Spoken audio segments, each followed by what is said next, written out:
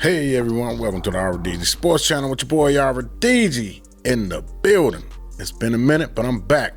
Thank you to the people that stayed with me during the course of this time. I've been doing other things and I needed to take a time off a little bit, you know what I'm saying? But I'm back trying to provide that good content with you guys. And while you're at it, please hit that like, share, and subscribe button and show your boys some love. And let me know how you feel about today's show in the comments. I'm going to be starting off talking about the draft picks. I didn't give my version, give my opinion on, how I feel about the draft. So here it is. First one is Josh Connolly Jr. Now, I was surprised now. I really thought that we was going to take, and a lot of people was going against me, and rightfully so, because no one ever draft at this position in the first round unless it's got to be a superior player. Like the means of Saquon Barkley or Gentry, you know what I'm saying? But I really wanted us to get a running back in the first round because Brian Robinson, I know it's a lot of Brian Robinson supporters on this and the Redskin faithful, Commanders faithful. I know it's a lot of Brian Robinson supporters out there, but Brian Robinson is not the running back that he used to be. A lot of people will say it's the offensive line. It could be a little bit of that, but you got a guy like Anthony Lynn who's proven, who's he's in charge of the running schemes.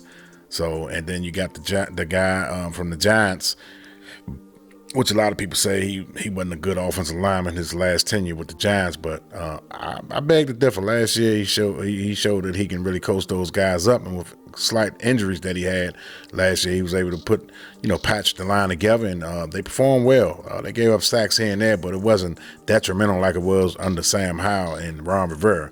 So I pretty much like the new offensive coordinator that we have.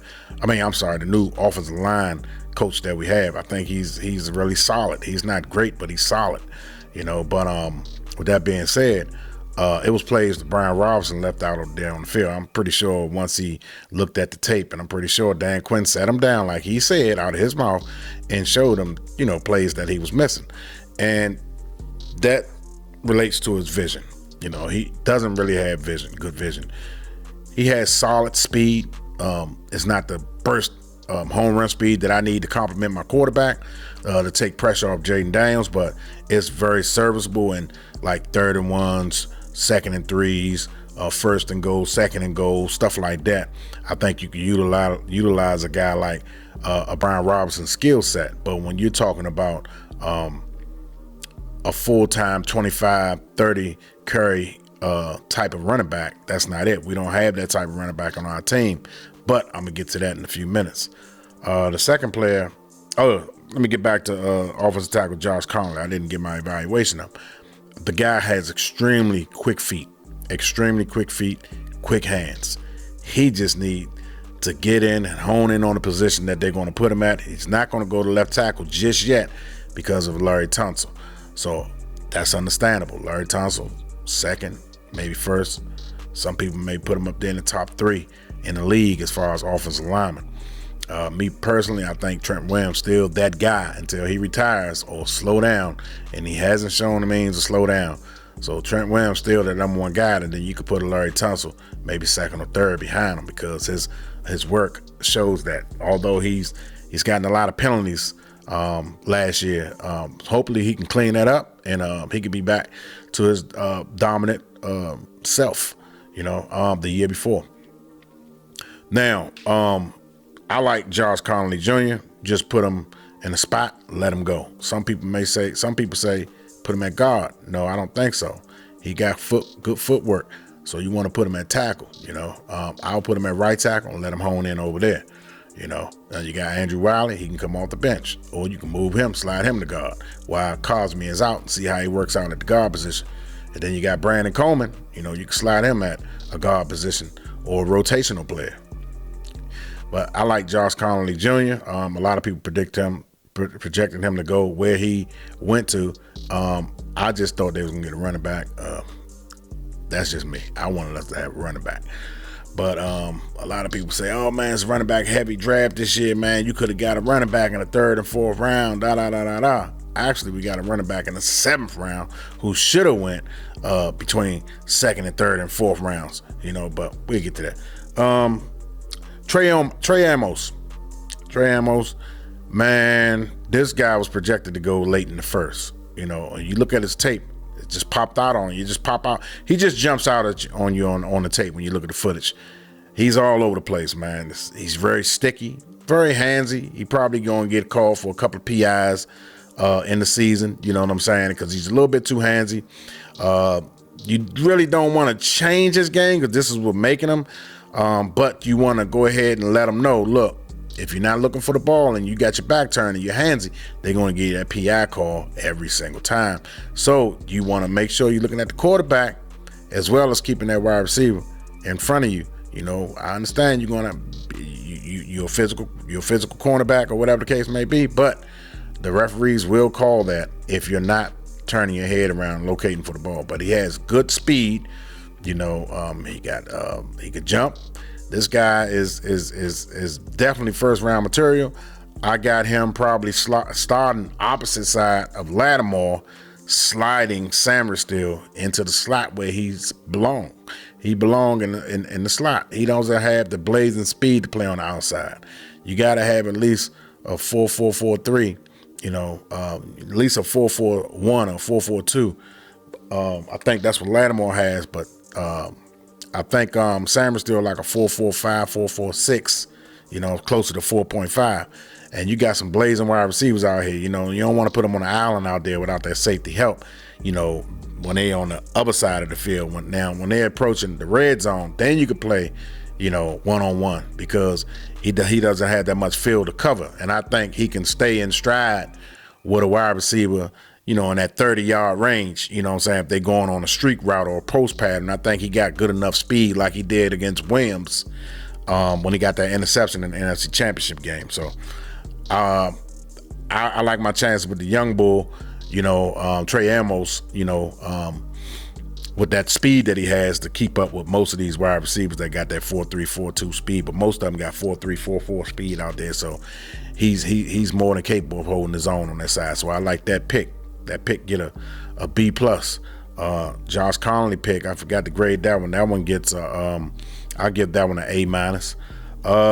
Jalen Lane, wide receiver out of Virginia Tech. This guy, when you look at the film, speed. That's all I see. Speed and aggressiveness.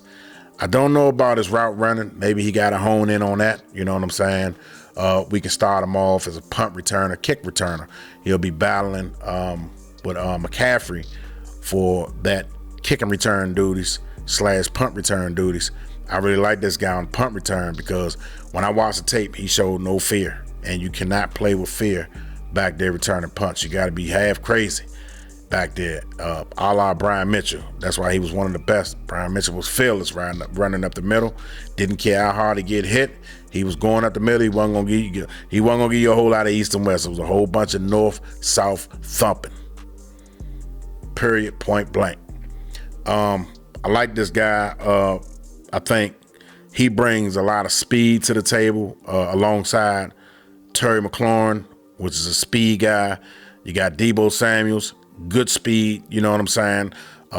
This guy got that breakaway home run hitting speed. Terry McLaurin, as he's getting older in age, him and Deebo Samuels, their speed is slightly declined. Terry McLaurin, a lot of times he got caught from behind, which in the past he wouldn't have got caught from behind, especially at Pittsburgh game when the rookie cornerback ran him down from behind when he clearly had at least a 4 to 5 yard step on him already. And that's unheard of, Terry McLaurin getting caught from behind when he got that much of a distance in front of someone, and that guy ran him down. He caught the pass on him, but he had like a 5 yard cushion. That guy ran him down, and yeah, old Terry McLaurin, you wouldn't catch him. Now this guy Lane, Jaden Lane, I don't think you're going to catch him from behind. I don't think you're going to catch Jalen Lane from behind. I give that pick a C+. Kane Medrano. He's one of the fastest linebackers coming out in college. So he brings speed. Me personally, I think he's a special team player. It may be a couple of years down the line, or maybe even next year before I insert him into the lineup. I want to see what I have in him. I want to see if he's a safety or is he a linebacker. You know, I just want to. I don't know. You want to figure him out a little bit and utilize him in different positions, you know, as far as safety or linebacker to see where he's best fit at. But I do like the pick. Surprisingly, you know, he was in round 6, you know, a 6th round pick. I think they got their value for him, you know, definitely got their value for him. They pretty much got their value for all these guys. We was lucky to get Trey Amos. I thought he was going to go 1st round, but we got him for good value. All our guys, we got him for good value. And the last pick, round 7, pick number 29, 245th, Jakari Crosby Merritt. This guy's a shifter. He's got good speed, you know. He didn't show that much of catching ability when he was in college, but the guy definitely has excellent vision. You know, if you watch the tape, this guy makes cuts, and he's good at when a line of scrimmage is crowded with an 8-man box. This guy was like in the top 10 at least when it came to being able to get yardage with a stacked box. I did that research and I looked at that. I was like, that's incredible, because a lot of times teams try to stack the box against us when it came to running the ball. And I think this guy will make something out of nothing. You know what I'm saying? When the line is loaded like that, all that does is help guys like Terry McLaurin, Deebo Samuels, and Trey Amos. I mean, not Trey Amos. Jaden Lane. That type of thing helps those guys one-on-ones. It could beat their one-on-ones real quick. You know what I'm saying? When the guys stack the box worrying about the run. So I like this pick, Jakari Crosby Merritt. I like that pick very much. I grade that one as a A-. I really do. This guy was a 3rd round talent, 2nd or 3rd round talent. We got him in the 7th. He slipped all the way down, I think, because of that transfer portal situation, and you know, that kind of hurt him because he only played in 1 game. But I really like this guy, man. I think he's going to make an immediate impact. You know what I'm saying?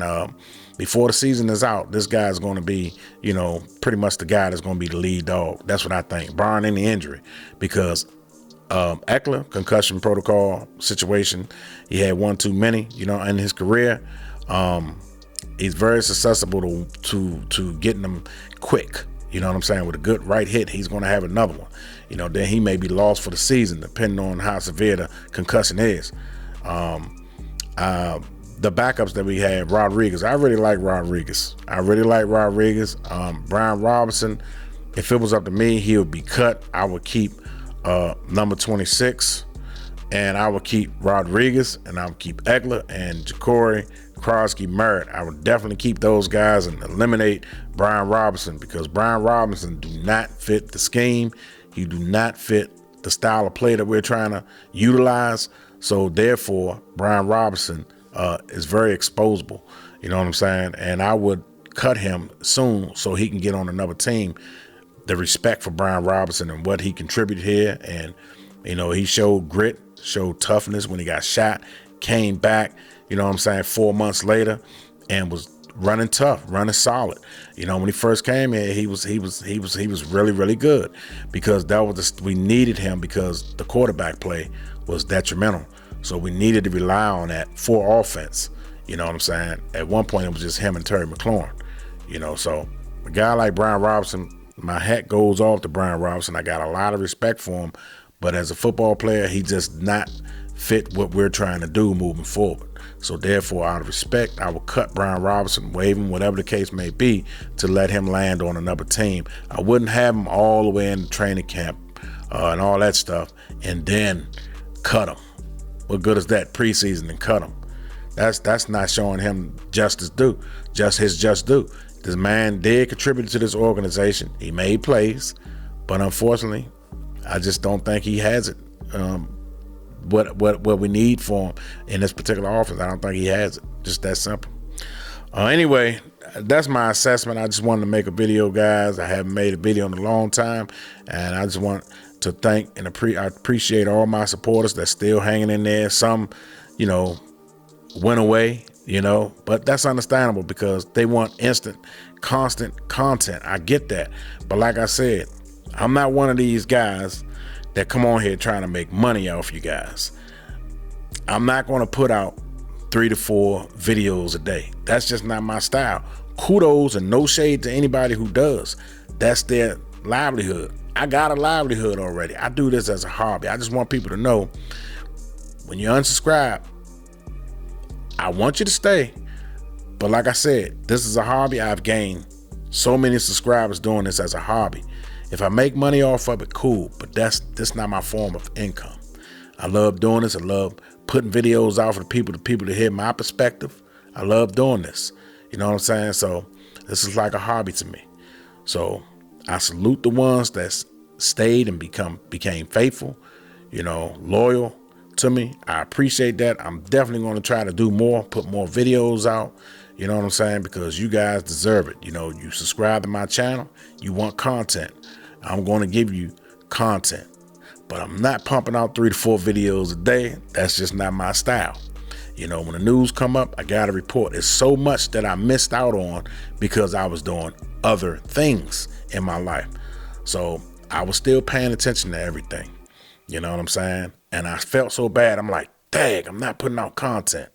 These people probably think I gave up. Nah, I didn't give up. I just had to take a break and do what I had to do in my personal situation.